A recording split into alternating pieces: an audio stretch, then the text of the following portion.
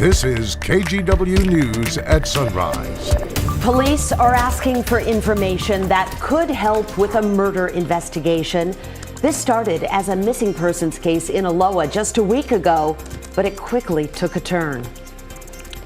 Also this morning, take a look at this. That is a dog trying to run away from the law. We're going to tell you more about the Oregon State Trooper who had a most unusual traffic stop. Down, boy. Yeah, he's going viral now. Plus, Ridgefield has just exploded with growth. At one point, it was deemed the fastest growing city in Washington. There's a new Costco coming, a new YMCA. Fields are turning into neighborhoods.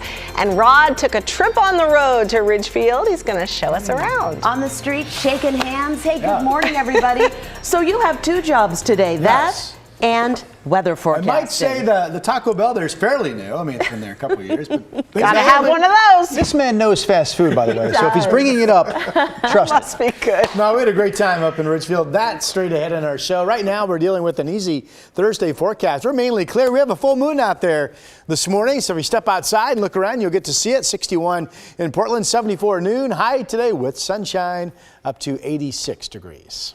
All right, Rod, thank you. Developing overnight, one person has been shot and killed near Powell Butte in southeast Portland. This was at Southeast Bush and 136th Avenue. So Bush is closed in that area for about a 3-block stretch. Let's take a look at video from that scene overnight at around 9:15. Police say the shooter or shooters took off from that area, so no arrests have been made. You see the crime tape over that house there. We will keep you updated here and on our website as we learn more.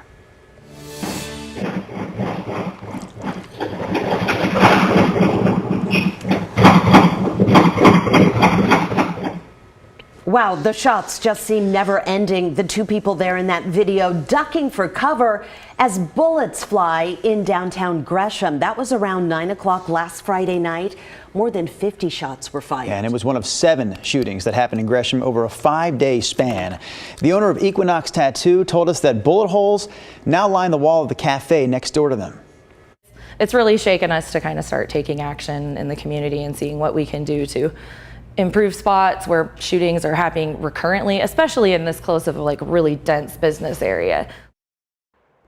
Again, 7 shootings altogether in the span of just 5 days. One of them near Northeast 169th and Russell Street left more than 100 shell casings.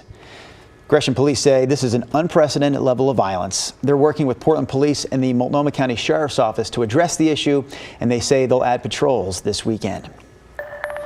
Well, what began as a search for a missing 27-year-old Aloha woman last Friday is now a murder investigation after her body was ultimately found in a Corvallis landfill. KGW's Alma McCarty has more for us, including the details about the man that detectives have already charged with her murder. Last Friday, 27-year-old Kaylee Birdsell's family reported her missing. On Sunday, deputies with the Washington County Sheriff's Office got a tip. That led investigators to believe that this individual, Kaylee Birdsell, was possibly either A, hurt, or B, even worse, murdered. Detectives soon determined it was likely Birdsell had been murdered, and her body, they say, disposed of at an Aloha apartment complex in a dumpster. They were able to track where that dumpster was taken to. The trail took a team of about 20 to this landfill in Benton County. They just took the tedious task of going through the garbage bit by bit and doing everything they could to help solve this case, and hopefully at the end of this, although unfortunate, bring some closure for the family. Birdsell's remains were recovered Tuesday, and on Wednesday, the medical examiner formally ID'd them and determined cause of death was homicide. Investigators naming 31-year-old Fabian Albert Hernandez as the suspect, adding the two had been in a relationship. This is his mugshot from an arrest last year. They did know each other, so this wasn't a random attack. Coincidentally, police had arrested Hernandez Sunday on unrelated theft and fraud charges. He now faces 2 more. Second-degree murder and abuse of a corpse. Birdsell was already deceased from everything that we know, so disposing of her body in a garbage can is another charge, and that's abuse of a corpse. Alma McCarty, KGW News. Let's talk politics now. The November general election less than 3 months away, and we're seeing mixed reactions from Southwest Washington voters over their primary results. So Democrat Marie Gluesenkamp-Perez will face Trump-backed Republican Joe Kent. Out of the running is six-term Congresswoman Jamie Herrera Butler. This race will be watched closely on a national level. And here's what a couple voters we asked in Woodland think about it. Probably the Trump vote. So her vote her vote against Trump kind of undermined all of our votes who voted for Trump.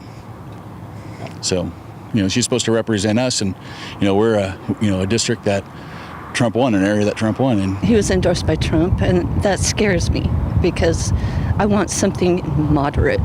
I want calm, and I don't know how that's going to be. I wish Butler would have never conceded because I'm scared. I'm scared about the other person. But I'm a Democrat, so. Meanwhile, in Vancouver, we found a supporter of Gluesenkamp-Perez. All I can do is hope that the younger generations, which I do have faith in, are going to come in and say that isn't how we want our country to be. Well, both candidates now have a very short turnaround to convince voters they're the better choice.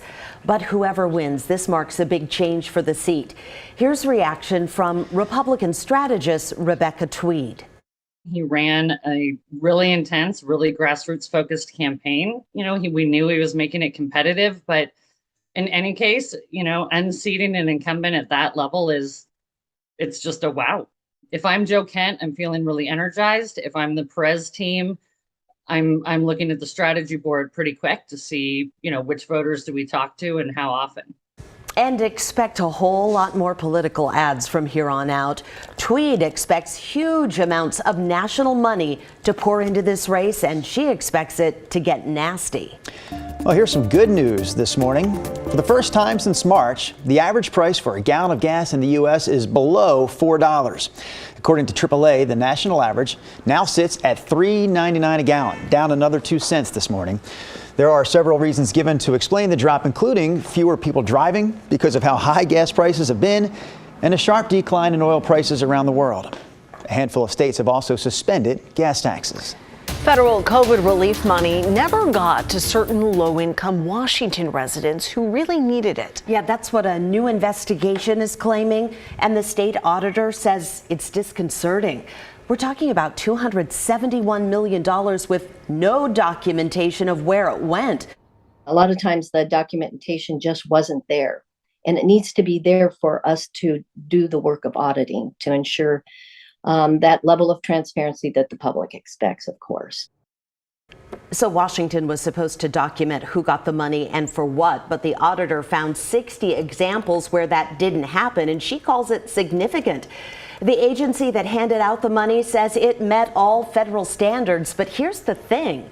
Now, it doesn't have enough staff to comply, so it's asking for more money to go back and find out where that funding went.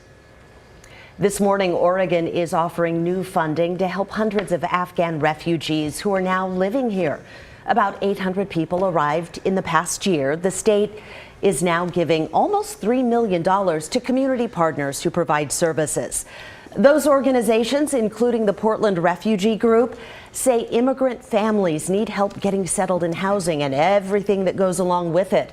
Organizations can apply for the money through the Oregon Department of Human Services. Brenda Braxton, is it too early this morning to crack one open? It's 5 o'clock somewhere, as they say. It is 5:09 a.m. right here. That gentleman behind the bar this morning at Lewitt Brewing Company in Vancouver. The reason we're showing you that beer is not because we want to drink it right now. It's because we want to let you know about a big event coming to downtown Vancouver this weekend. They're calling it Vancouver Summer Brew Fest. It's happening Friday from 4 to 8, and then basically right in the heart of the day on Saturday from noon to 8, Esther Short Park, the location. So Eric Patterson, our trusty Sunrise photographer, is live there this morning at Lewitt Brewing. We'll have more from him and more from the Esther Short Park Brew Festival known as Vancouver Summer Brew. Who said he's not going to drink it? Had to give Eric enough time to grab that beer. There you go, Eric. Rodney, that's your hometown there, Vancouver. That is. Having a little party this weekend. Yes. You know, if you're a brewery, shouldn't you have the big wagon with the Clydesdale horses pulling the wagon? That's just one certain Just company saying. that you like to mention a lot. Favorite, though. A big national company.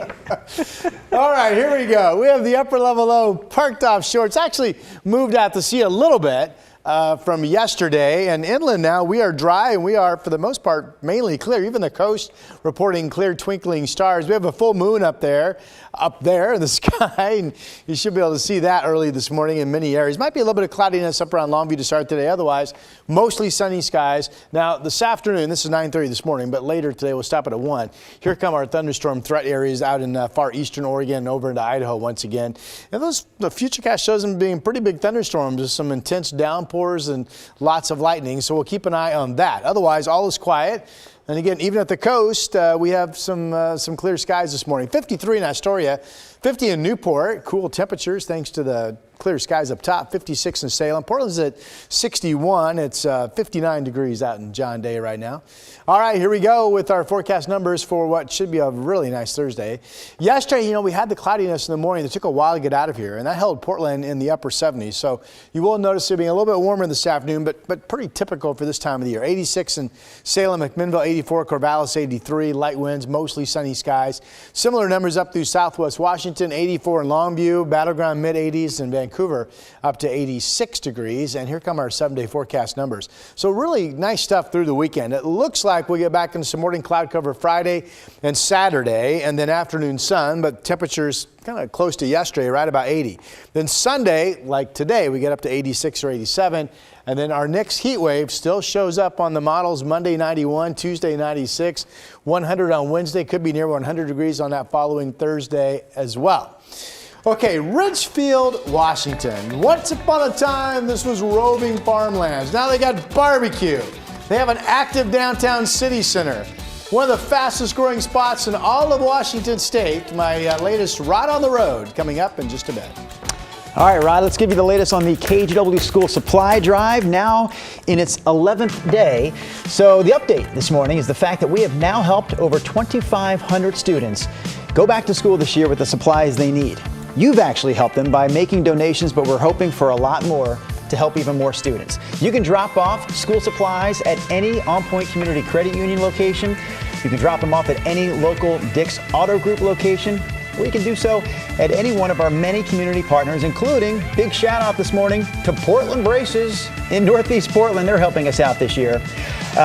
There's also a couple of collection events coming up this weekend. The first is on Friday at the On Point Lloyd Center branch. You see the times right there, 11 a.m. to 2 p.m. Also this weekend, Jansen Beach, Saturday. We'll be there to collect supplies from 11 a.m. to 2 p.m. as well. A thank you this morning to On Point, Safeway Albertsons, Intel, and Dick's Auto Group for joining us to help local students this year.